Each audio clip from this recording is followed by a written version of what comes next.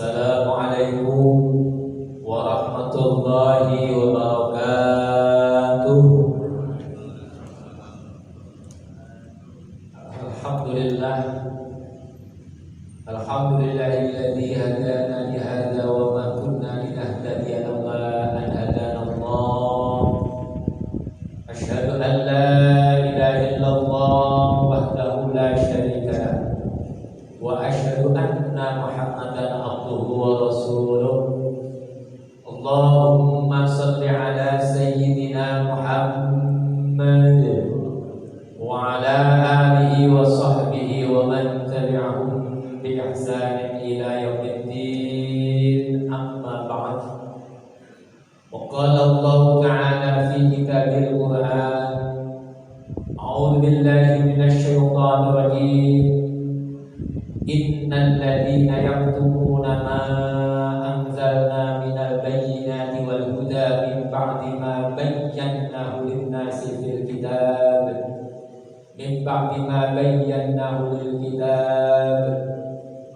ulaika yal'anuhumullahu wa yal'anuhumul la'inun illa alladzina tabu wa aslahu wa bayyanu fa ulaika atubu 'alaihim wa ana tawwabur rahim. Shadaqallahul azim.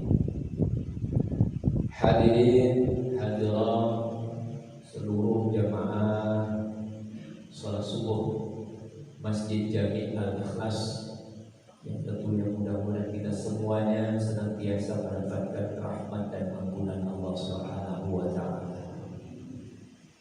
Puji syukur kita panjatkan kepada Allah Subhanahu wa taala atas segala rahmat, nikmat dan karunia-Nya yang telah diberikan kepada kita semuanya. Dengan kita sama-sama mengucapkan syukur kita dengan mengucapkan alhamdulillahirabbil alamin. Dan juga kita bersolawat kepada junjungan kita Rasulullah SAW dengan mengucapkan Allahumma shalli ala sayyidina Muhammad wa ala ali sayyidina Muhammad. Dan juga bersalam kepada beliau dengan mengucapkan assalamu alayka ya Rasulullah. Hadirin hadirah yang dirahmati Allah Subhanahu wa taala, ayat yang saya baca tadi yaitu surah Al-Baqarah ayat 159 dan 160. Kita kasih tema yaitu murka Allah terhadap orang yang menyembunyikan kebenaran. Ancamannya Allah Subhanahu wa taala terhadap orang-orang yang menyembunyikan kebenaran. Di dalam ayat ini adalah perhatian kepada kita bersama-sama agar kita di dalam hidup ini berhati-hati, jangan sampai kita memeroleh murka dari Allah Subhanahu wa taala. Jadi disebutkan orang yang menyembunyikan kebenaran itu akan mendapatkan murka dari Allah. Bahkan tidak hanya Allah yang murka, orang-orang yang beriman pun akan murka terhadap orang-orang yang menyembunyikan kebenaran. Maka Allah akan memberikan laknat kepada mereka, dan termasuk orang-orang yang bisa memberikan laknat kepada mereka, yaitu termasuk orang-orang yang beriman. Oleh karena itu kita baca ayatnya. A'udzubillahi minasyaitonir rajim. Innal ladzina yaktumuna ma anzalna minal bayyinati wal huda min ba'di ma bayyanahu lin-nasi fil kitabi ulaika yal'anuhumullah wa yal'anuhumul la'in. Jadi sesungguhnya orang-orang yang menyembunyikan kebenaran, innal ladzina yaktumuna ma anzalna minal bayyinat, apa-apa yang Allah telah turunkan yaitu berupa al-bayyinat. Al-bayyinat ini adalah syariat, hukum-hukum Allah Subhanahu wa taala, dan juga wal huda min ba'di ma bayyanahu lin-nas. Setelah Allah Subhanahu wa taala menjelaskan, menerangkan kepada manusia di dalam Alkitab atau di dalam Al-Qur'an, maka mereka akan mendapatkan laknat dari Allah Subhanahu wa taala, dan mereka pun akan memperoleh laknat pula dari orang-orang yang melaknatnya. Innal ladzina tabu wa aslahu wa bayyanu fa ulaika atubu 'alaihim at-tawwabur rahim. Kecuali bagi orang-orang yang mau bertobat dan melakukan perbaikan dan menjelaskan kembali kebenaran yang disembunyikan ini, maka orang yang demikian mereka akan diterima taubatnya, dan sesungguhnya Allah Subhanahu wa taala adalah penerima taubat dan maha. Hadirin hadirat yang dirahmati Allah Subhanahu wa taala, kalau lihat ayat ini sebelumnya ini berkaitan juga tentang ujian Allah Subhanahu wa taala. Ada ujian yang berat ayat sebelumnya, yaitu kaitannya dengan jihad. Jihad tidak berat. Ada ujian yang lebih ringan daripada berjihad. Ayat yang ke-155 Allah firmankan, kita semuanya hafal ayatnya.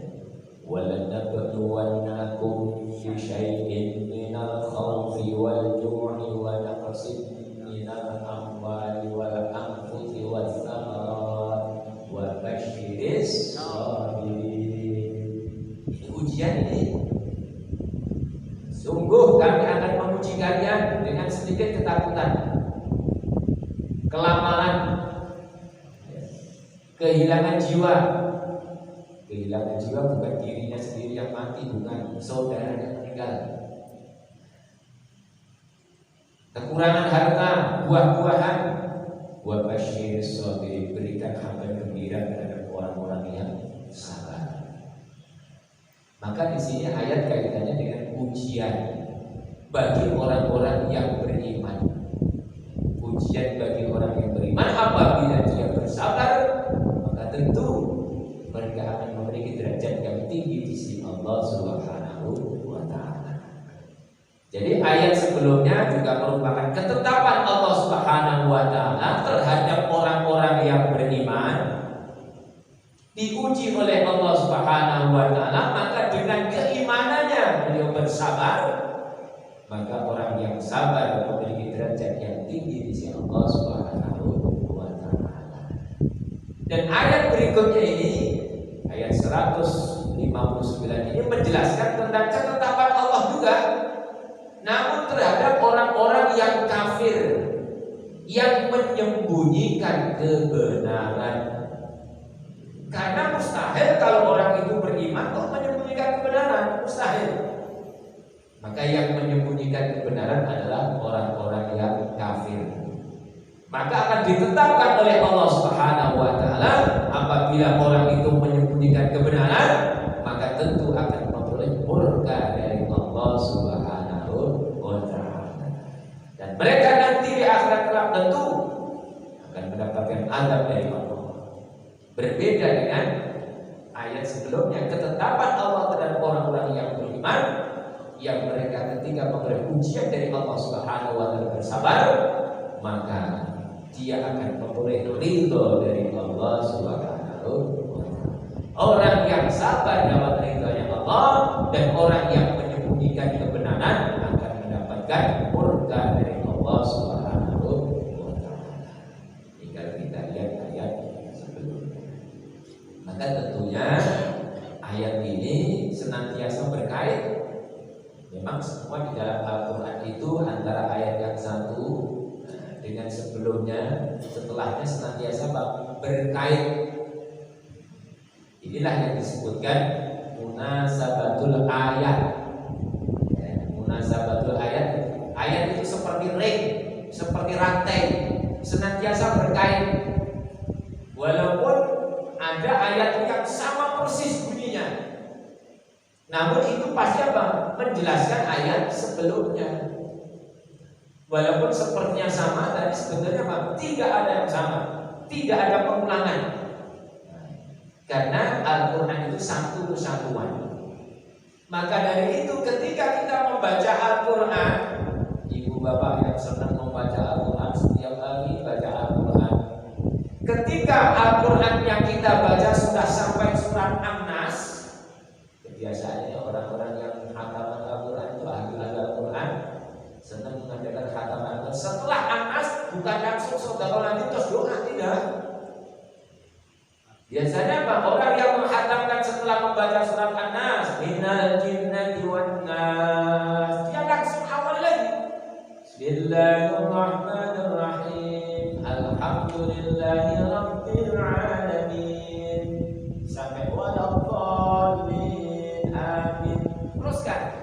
Bismillahirrahmanirrahim. Alif lam mim. Lanjut sampai muflihun. Terus disambung dengan ayat kursi. Disambung lagi 3 ayat setelahnya ayat kursi. Lillahi ma fis samawati wa ma fil ardh. Lanjut terus sampai ayat yang terakhir. Yang doa itu. Rabbana la tuhammilna ma la taqata lana bih wa'fu 'anna waghfir lana warhamna anta maulana fansurna 'ala qaumil kafirin. Biasanya harus baca tahmid sedikit, baru ditutup dengan doa. Ini sebetulnya kita telah diajarkan oleh orang-orang tua kita dulu bahwa Al-Quran itu karena terus-menerus berkesinambungan. Maka dari itu bukan ketika kita membaca Al-Quran sampai surat An-Nas itu sudah terakhir, tidak. Karena itu masih bersambung dengan ayat yang senantiasa bersambung seperti ring seperti rantai, senantiasa berkesinambungan. Ini juga mempunyai niat sebetulnya ketika kita sudah baca surat An-Nas. Kenapa kita awal lagi dengan Fatihah? Maka kita sebetulnya mempunyai niat lagi ingin menghatamkan Al-Quran. Berbeda ini dengan habis minal jinnati wan nas terus berdoa Allahumma hamni bil Quran. Tidak. Inilah. Maka ayat ini senantiasa berkesinambungan. Ya, kita pahami ayat di sini. Innal ladzina yaktumuna, sesungguhnya orang-orang yang menyembunyikan. Kalau disebut kata inna, sesungguhnya, ini berarti kan harus tauhid, penekanan, ya, ditekan kita. Jangan sampai kita nggak tahu. Innal ladzina yaktumuna, sesungguhnya mereka yang menyembunyikan ma anzalallahu minal bayyinat, apa-apa yang Allah telah turunkan, ya, yang telah dijelaskan oleh Allah, yang telah diterangkan oleh Allah. Allah telah turunkan keterangan penjelasan berupa syariat, hukum-hukum Allah, wal huda, dan petunjuk. Bahkan setelahnya Allah Subhanahu wa taala telah menjelaskan, menerangkan di dalam Alkitabnya, di dalam Al-Qur'annya. Maka jangan sampai disembunyikan. Memang kalau kita ingin memahami secara mudah, dilihat saja asbabun nuzulnya. Kalau kita lihat asbabun nuzulnya, ini kaitannya orang-orang Yahudi. Orang Yahudi itu punya sifat buruk, yaitu menyembunyikan kebenaran. Namun kita ingat bahwa ayat ini bukan hanya untuk orang Yahudi saja, termasuk kita orang yang beriman. Jangan sampai kita menyembunyikan kebenaran. Bahaya ini kalau ada kebenaran disembunyikan. Apabila ada orang yang menyembunyikan kebenaran, akibatnya bukan hanya dirinya sendiri, namun akan berakibat bagi orang lain pun, akan mendatangkan kerusakan. Karena hidup di dunia ini kita butuh kebenaran, sehingga kita berjalan sesuai dengan petunjuknya Allah Subhanahu wa taala. Asbabun nuzulnya kaitannya orang Yahudi yang senantiasa suka menyembunyikan kebenaran. Ketika ditanya oleh sebagian umat Islam tentang sifat-sifat Rasulullah, Nabi yang terakhir, maka orang Yahudi menyembunyikannya.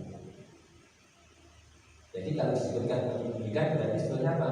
Sebelumnya dia tahu, namanya orang menyembunyikan tahu kan, tapi dia sembunyikan. Cirinya Nabi yang terakhir itu adalah Nabi yang mempunyai dua kiblat. Memang Nabi Muhammad mempunyai dua kiblat. Pertama di Baitul Maqdis, kedua ke Masjidil Haram. Tapi ia sembunyikan. Ditanya lagi tentang hukum tentang zina, orang Yahudi juga menyembunyikannya. Yang sebetulnya hukuman orang yang berzina itu adalah dirajam, namun dia sembunyikan. Kenapa? Karena orang Yahudi banyak yang berbuat zina. Mereka bebas daripada hukuman tadi. Mereka apa? Sembunyikan tadi. Maka menyembunyikan kebenaran itu akan diancam dengan laknatnya Allah Subhanahu wa Ta'ala. Apa itu laknatnya Allah? Kita pahami. Yang disebut laknat Allah Subhanahu wa Ta'ala yaitu al-bu'du an rahmah. Al-bu'du yaitu jauh daripada rahmatnya Allah. Jadi kalau disebutkan laknatnya Allah adalah jauh daripada rahmatnya Allah. Al-bu'du anil rahmah. Karena hidup ini semuanya butuh rahmatnya Allah. Ibu, bapak, keluarganya tenang, tenang karena mendapatkan rahmat Allah. Anak-anaknya nurut rahmat Allah. Kita bisa ibadah dengan tenang damai rahmatnya Allah. Dan seterusnya rahmatnya Allah.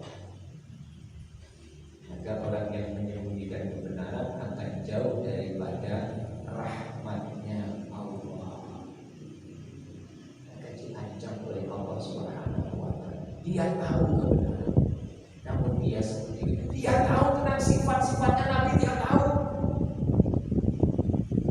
Maka ayat sebelumnya kalau kita baca surat Al-Baqarah ayat sebelumnya adalah ayat 146 yang menerangkan tentang orang-orang Yahudi dan orang-orang Nasrani bahwa dia paham tentang sifat Nabi. A'udzu billahi minasy syaithanir rajim. Alladzina atainahumul kitaba ya'rifunahu kama ya'rifuna abna'ahum wa inna fariqan minhum la yaktumuna al-haqqa wa hum ya'lamun. Alladzina atainahumul kitab. Jadi orang-orang yang telah diberikan kitab oleh Allah Subhanahu wa Ta'ala, ya'rifunahu kama ya'rifuna abna'ahum. Dia telah mengenal Nabi Muhammad seperti dia mengenal anak-anak mereka sendiri. Ini menunjukkan bahwa orang Yahudi telah membaca kitab Tauratnya. Bahkan dia juga membaca kitab Injil. Dia paham bahwa Nabi Muhammad itu adalah Nabi yang terakhir. Ciri-cirinya dia tahu. Lalu disebutkan ya'rifunahu kama ya'rifuna abna'ahum, mengenalnya seperti mengenal anak-anaknya sendiri. Dan dia kenal betul dengan sifat-sifat Nabi Muhammad. Kayak ibu bapak kalau punya anak, walaupun anaknya banyak, tahu semua sifat-sifatnya, nggak ada yang sama. Punya anak empat, yang pertama, yang kedua, ketiga, nggak ada yang sama.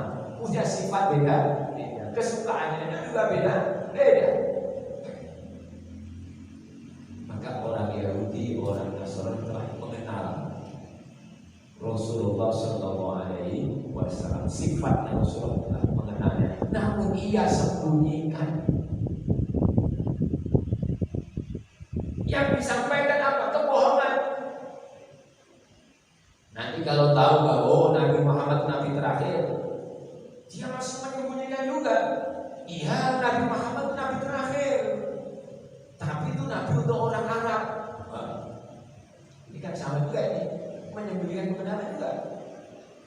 Nabi Muhammad itu Nabi untuk orang Arab, bukan untuk orang Yahudi, bukan untuk golongan Cina, bukan untuk orang Nasrani. Ia sembunyikan kebenaran.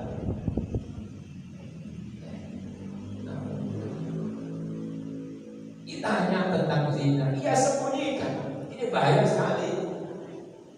Kalau sampai orang-orang yang paham, yang tahu kebenaran membaca Al-Quran, tahu hukumnya berzina, namun dia sembunyikan ancaman Allah terhadap orang-orang yang berzina, sehingga masyarakat itu mudah untuk berbuat zina, gak takut berzina. Alhamdulillah, yang terjadi rusak di dunia.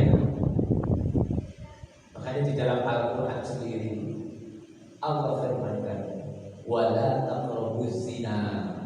Surah Al-Isra ayat yang ke-32 itu kalau ibu bapak baca itu 32, 33 dan lanjut larangan-larangan sama itu.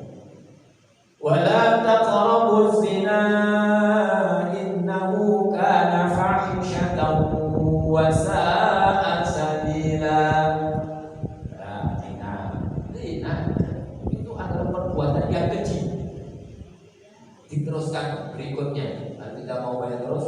Wala taqtulu auladakum khasyatal imlaq nahnu narzuquhum wa iyyakum inna qatlahum kana khita'an kabira.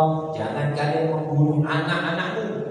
Ada orang yang membunuh anaknya karena takut gak bisa ngurusin anaknya, gak bisa kasih makan. Nahnu narzuquhum wa iyyakum. Mereka, kami yang memberi makan mereka. Kami yang memberikan makan mereka. Membunuh anak juga dosa besar. Kita sering lihat tayangan di TV, ya Allah, ada orang menemukan bayi di selokan, ada di tong sampah. Namanya membunuh anak.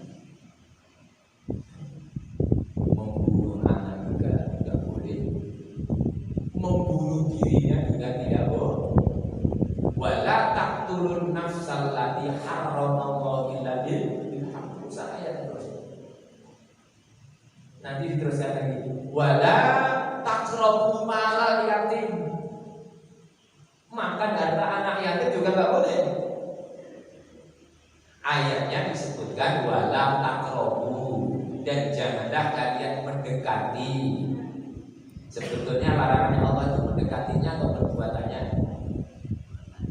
Perbuatannya kan? Tapi Allah sebutkan di sini ya, sarananya di sini untuk apa? Biar kita benar-benar menjauh. Jangan kau mendekati saja nggak boleh. Sebetulnya larangannya itu zinanya tadi, larangannya itu membunuhnya tadi, larangannya itu memakan harta anak yatim tadi. Allah kasih wala taqrabuz zina wala taqrabu malal yatim agar kita ini berhati-hati. Karena sarana-sarana yang membuat kita zina itu banyak sekali. Yang membuat kita terus akhirnya mau makan harta anaknya banyak sekali itu. Terus akhirnya halal itu.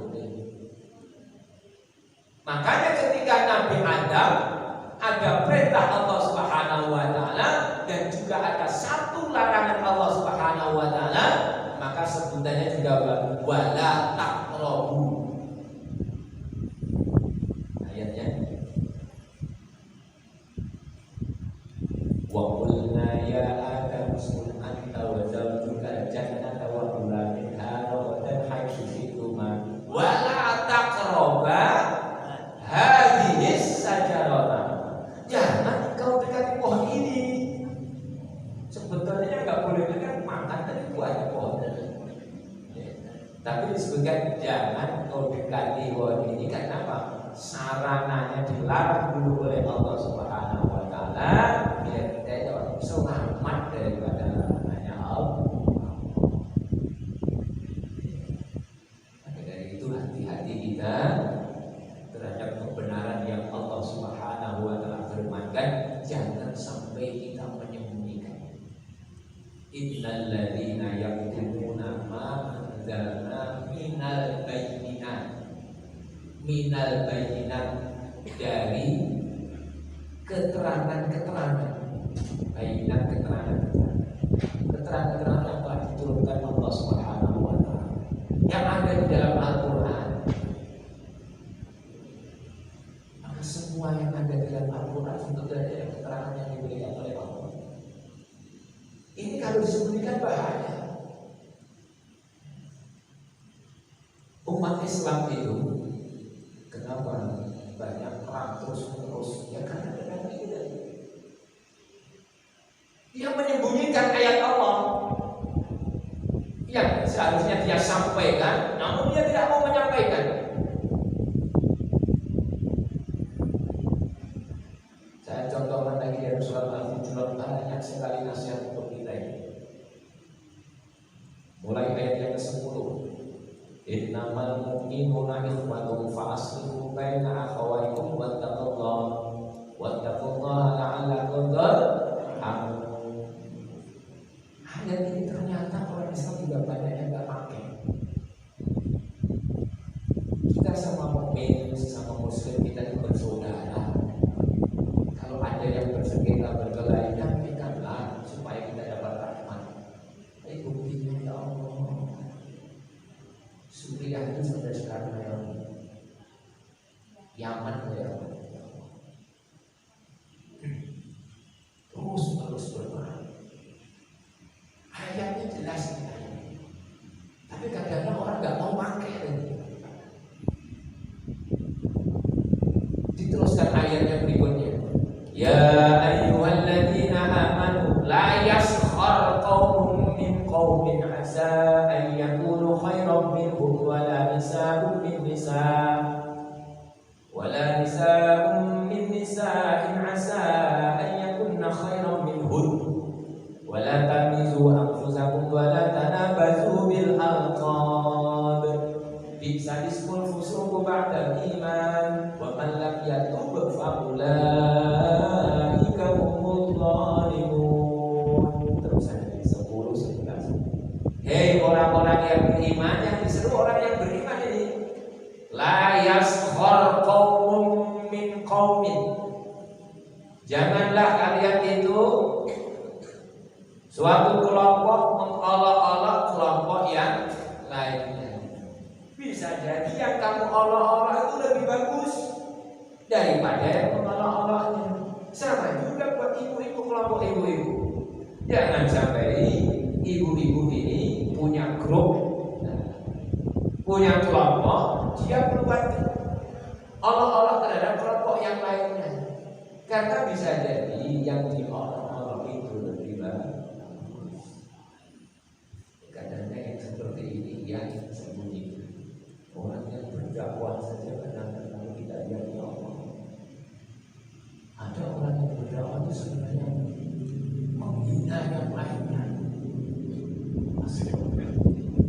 Ayatnya Al-Quran jelas. Ayatnya Al-Quran jelas. Menghina nggak boleh.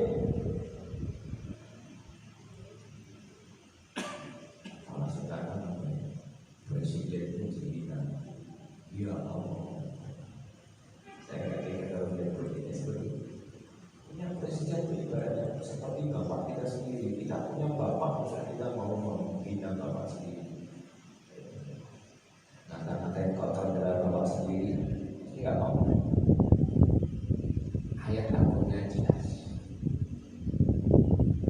Bahkan Rasulullah menyebutkan dalam hadisnya, maka yu'minu billahi wal yawmil akhir falyakul khairan aw liyasmut. Ciri orang itu kalau beriman kepada Allah dan hari akhir, ngomongnya pasti bagus. Kalau nggak bisa ngomong yang bagus, lebih baik diam. Nasihat dari Rasulullah juga. Nah, ayat ini tentunya adalah jangan sampai kita menyembunyikan kebenaran, karena apabila menyembunyikan kebenaran, kerusakan akan merajalela. Allah sudah menjelaskan keterangan-keterangan di dalam Alkitab, di dalam Al-Quran kita sendiri. Banyak keterangan-keterangan yang sudah Allah berikan kepada kita. Dan inilah petunjuk jalan hidup kita. Pengen kita selamat, selamat dunia, selamat di akhirat, ikutinya Al-Quran. Karena apabila kita terus menyembunyikan kebenaran, maka kita akan melaknat. Ulaika yal'anuhumullah. Mereka akan mendapatkan laknat dari Allah Subhanahu wa ta'ala. Wa yal'anuhumul la'inun. Dan melaknat mereka, la'inun yang bisa melaknat, termasuk orang-orang yang beriman akan melaknat.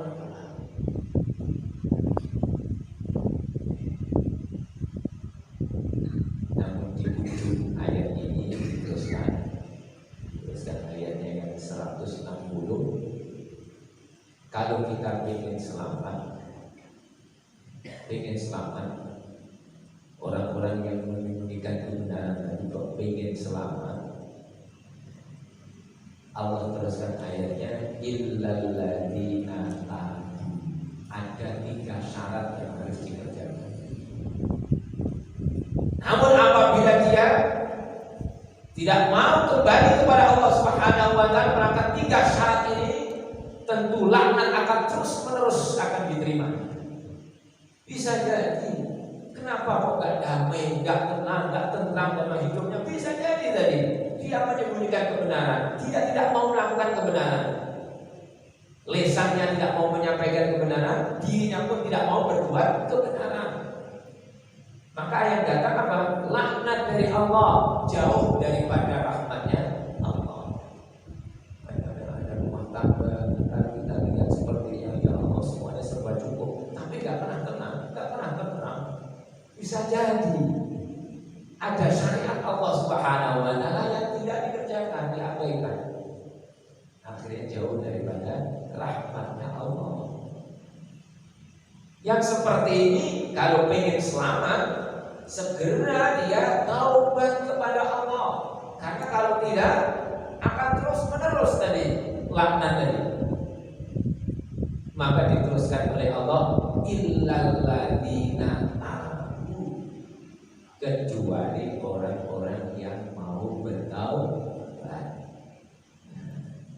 Segera bertaubat agar apa ini? Jauh daripada laknatnya Allah. Illal ladzina tabu taubat wa aslahu, dan melakukan perbaikan. Gak cukup bertobat saja, melakukan perbaikan. Illal ladzina tabu wa aslahu, terusannya wa bayyanu. Wa bayyanu, artinya bayyanu, terus wa bayyanu, memberikan penjelasan. Yang dulunya kebenaran dia tutupi, kebenaran kan ditutupi, maka dia punya tugas. Kalau yang dia benar-benar ingin selamat kehidupannya, laknat Allah tidak terus menerus akan diterimanya, maka taubat, perbaikan, dan juga kembali menyampaikan kebenaran. Illal ladzina tabu wa aslahu wa bayyanu fa ulaika atubu alaihim. Fa ulaika atubu alaihim, mereka itu adalah menerima tobatnya. Wa ana tawwabur rahim, wa ana, dan aku at-tawwabur rahim, aku adalah penerima taubat.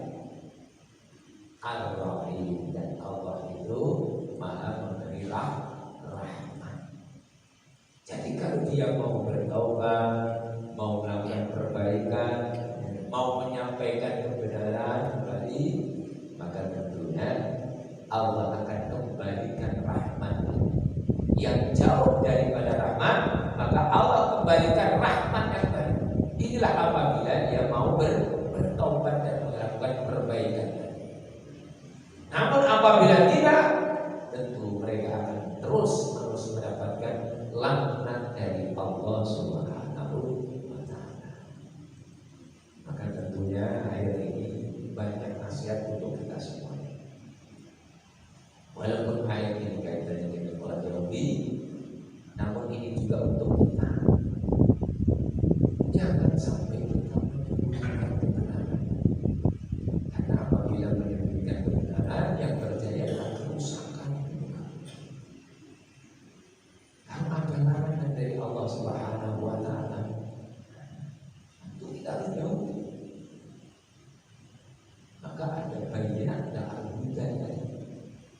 Kalau disebutkan ada al-bayinat, ada al-huda, berarti al-bayinat mempunyai makna sendiri, al-huda juga mempunyai makna sendiri.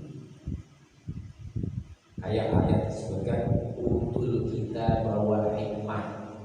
Oh, berarti Alkitab memiliki makna sendiri, Al-Hikmah memiliki makna sendiri. Alkitab, Al-Quran, Al-Hikmah, As-Sunnah. Al-Bayinat di sini adalah wahyu Allah Subhanahu wa taala. Al-Huda ini kita juga bisa mendapatkan petunjuk melalui akal sehat kita. Maka Al-Huda di situ sebenarnya apa tafsirannya adalah Al-Huda adalah dari pemikiran manusia. Apabila kita mau merenung, kalau umat itu sudah mulai usah. Kalau mau kita merenung, pasti Allah akan menurunkan kembali seorang Rasul yang akan memberikan petunjuk, yang akan menyampaikan kebenaran. Kalau mau menggunakan akal sehat, maka Al-Huda itu ada dari akal kita. Kalau Al-Bayinat dari wahyu, Al-Huda dari akal. Maka pasti ada ini. Nanti akan turun kebenaran dan akan menyampaikan kebenaran. Namun orang Yahudi senantiasa menutup-nutupi kebenaran. Tidak hanya menutupi, orang yang menyampaikan kebenaran pun akan dibunuh. Inilah kedengkian orang Yahudi. Sifat dengkinya terus berlarut. Nabi Isa juga mau dibunuh. Jangan Nabi Isa. Dulu Nabi Musa juga mau dibunuh juga. Nabi Musa, Nabi Isa, termasuk juga Nabi Muhammad Sallallahu Alaihi Wasallam akan dibunuh juga. Karena apa? Ada kedengkian, sifat dengki. Sifat dengki itu baik. Jadi itu kita paham ayat ini. Nanti ayat ini sepertinya masih berlanjut ini ayat ini. Karena kalau kita pahami dari dua ayat ini, nanti kita belum sempurna di dalam pengamalan. Kalau ayat ini itu kaitannya tentang murkanya Allah Subhanahu wa taala terhadap orang yang menyembunyikan kebenaran, ayat berikutnya nanti akibatnya. Ternyata akibatnya kayak butuh juga kita paham ini. Karena ayat berikutnya disebutkan gak ada kata tobatnya. Kalau yang dua ayat ini masih disebutkan tobat. Ada orang yang menyembunyikan kebenaran dan dia sempat bertobat, maka laknatnya tidak berkelanjutan sampai di akhirat. Yang bahaya lagi apa? Dia menyembunyikan kebenaran dan sampai mati dia tidak bertobat. Makanya kita disegerakan untuk bertobat. Jangan sampai kita mati belum bertobat kita. Menyembunyikan kebenaran. Tahu sholat tapi gak mau sholat. Tahu zakat gak mau zakat. Zakat itu maaf juga. Memang zakat itu kadang-kadang kalau kita duitnya sedikit itu ringan. Kalau sudah duitnya banyak, memang orang itu harus semakin kaya, itu sudah semakin penting. Ibu bapak kalau punya duit 100 juta, itu kan sudah keluar zakatnya. Kalau 50 belum. Makanya sering saya sebutkan, ibu bapak kalau ibu bapak kerja keras, jangan punya ini yang bikin kaya salah. Orang kafir kaya banyak. Kita itu kerja keras pengen apa? Biar bisa zakat. Kalau orang punya duitnya paling-paling 50 juta, habis itu pakai lagi, ya kurang lagi. Akhirnya kayak seumur hidup yang belum pernah namanya zakat mal itu belum pernah. Yang ada zakat fitrah yang 2,5 kilogram itu setiap tahun. Ya Allah, ingin bantu orang miskin itu zakat 2,5 kilogram. Kan zakat itu untuk orang fakir miskin kan 2,5 kilogram. Namun apabila punya ibu bapak punya duit, kerja keras punya duit banyak 100 juta, haul sampai sahur 1 tahun sudah sampai nisab 2,5 juta dia keluarkan. Luar biasa. Itu kalau 100 juta. Kalau 1 miliar, kelihatan sekali, lu kok banyak. mulai ngepet gitu. Kok punyanya seumpama 3 miliar, kok tambah banyak lagi. Kalau baru 100 juta, 2,5 kayaknya kecil gitu. Coba ini yang punya itu, orang banyak itu. Tadi kalau orang punya duit itu ya, 5M, 10M, tapi kadang-kadang dari itu malah kadang-kadang Jakarta lupa. Maka jangan sampai ditutup-tutupi. Anda diberikan nikmat oleh Allah, jangan ditutupi. Syukuri itu, alhamdulillah diberikan kenikmatan oleh Allah, duitnya melimpah. Lakin syakartum la azidannakum, ditambah. Jangan walai kafartum, ingat itu. Jika kalian menutupi, kafir itu maknanya nggak mesti terus akidah ya. Kafir itu maknanya juga menutupi. Jadi kalau bapak ibu kesini, di kantongnya ada duitnya, terus ditanya oleh kawannya, tadi bawa duit nggak bawa, namanya kafir juga itu namanya menutupi, kan ditutupi, menutupi kan, punya tapi ngomongnya tidak punya, itu namanya kafir juga. Makanya wa in kafartum, dan jika kalian menutupi, udah tahu sehat enggak disyukuri, sehat ya masjid, ini namanya bersyukur ya dengan Allah. Lesannya ini sehat, nah, buat apa? Buat zikir, jangan buat ngomongin aib orang. Ini kan bisa ngomongin aib orang, namanya kufur itu tidak nikmat. Makanya kalau kita ngomong syukur, ada syukur, ada kufur. Berarti kalau kufur itu apa? Kufurnya gampang, mudah. Kufur itu maknanya enggak boleh. Jadi kalau punya kaki, pakailah berjalan yang baik, ke masjid, silaturahmi dan sebagainya. Punya kaki buat nyaduin orang, buat nendang orang, berarti apa namanya? Namanya kufur gitu. Kita ya kan? Kita punya lesan ini, nah, buat menghina orang, menfitnah, kufur namanya. Jadi kufur itu apa? Zalim sama orang. Nah, maka dari itu jangan sampai kita mengkufuri nikmat Allah Subhanahu wa Ta'ala. Jadi kita tahu kebenaran, maka mari kita sampaikan kebenaran itu dengan lisan kita, dengan perbuatan kita. Gak bisa dengan lisan, dengan perbuatan, karena gak mesti loh kita itu bisa mampu menyampaikan dengan lisan kita. Nanti kalau tak sampaikan malah tersinggung. Maka Pak, pakai perbuatan. Makanya dakwah itu yang bagus bukan bilisan sebetulnya. Ya. Bila hal itu lebih bagus, kelihatan orang. Orang kalau cuma ngomong doang, ya, ngajak sedekah, jadi sini nggak bersedekah. Ada seperti itu. Makanya bilhal itu lebih bagus. Rasulullah itu bilhal, tunjukkan terhadap sahabat yang dilakukan oleh Rasulullah SAW. Dari itu mudah-mudahan dengan kita membahas 2 ayat tadi, ayat 159 dan 160, maka mudah-mudahan kita faham tentang bahayanya ancaman Allah terhadap orang yang menyembunyikan kebenaran, sehingga kita menjadi orang-orang yang senantiasa mau menyampaikan kebenaran. Sehingga orang yang senantiasa mau menyampaikan kebenaran, berarti apa? Kita akan senantiasa membangun peradaban kita, akan menjadi orang yang terus-menerus sesuai dengan petunjuknya Allah Subhanahu wa Ta'ala. Demikianlah mudah-mudahan kita bahas pada pagi hari ini, mudah-mudahan kita bisa mengambil manfaatnya dan kita baca alhamdulillahirabbil alamin. Wallahu a'lam. Assalamualaikum warahmatullahi wabarakatuh.